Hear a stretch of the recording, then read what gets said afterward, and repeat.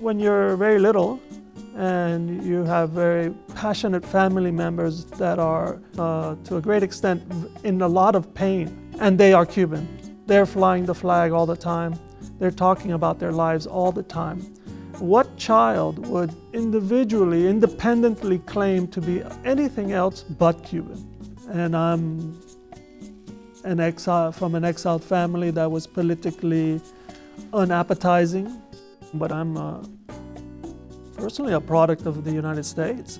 And this gets to maybe a deeper question of why people like myself in Miami, we still refer to ourselves as Cuban, especially when you're young. Just make you feel more patriotic to a history that you have no idea of. You have no connection to, you didn't experience anything, only story and photography. I found it difficult to connect photographs to reality.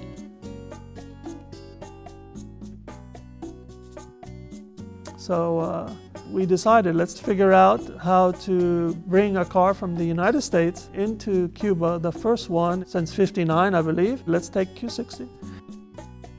It was a monumental task. And so when we finally saw it pull out of the container and onto the ground outside of Havana, the passion in that car, the power, the shape, the sculpture is something very dear to me. To drive up to the Tropicana or some of my family's buildings, I felt this was, oh my God, a once in a lifetime, obviously. And especially when we had the Q60 on the street, people would marvel at the car. I mean, not just because it's not a normal car for the streets of Cuba, because in their eyes, and they're focused on everything I was saying, there was a deep curiosity. But it just struck me of how much they love the automobile. Human beings, we're unique in that we're not happy with our feet. We lack a patience. So we jumped on the horse. And then we became frustrated with the speed of the horse, so we made the automobile. So the automobile became this kind of manifestation of all of our ambitions to go beyond our own abilities. And then I think slowly it became a representation of society. I believe that an automobile is about the dreams of a culture.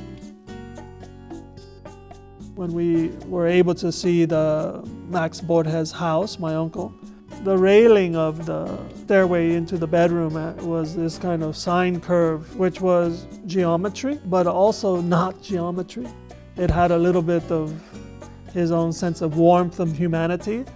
And then the rails, the structure supporting this sine curve were circles that fit nicely into that curve. So there is a sense of form and function. On the other side though, it's completely artistic. But because of my feeling that design is also a cultural mirror, that mirror is showing the dreams of society and to make what is beyond our expectation. I felt that in his work. I left Cuba with this sense of, I feel some synergy with my uncle.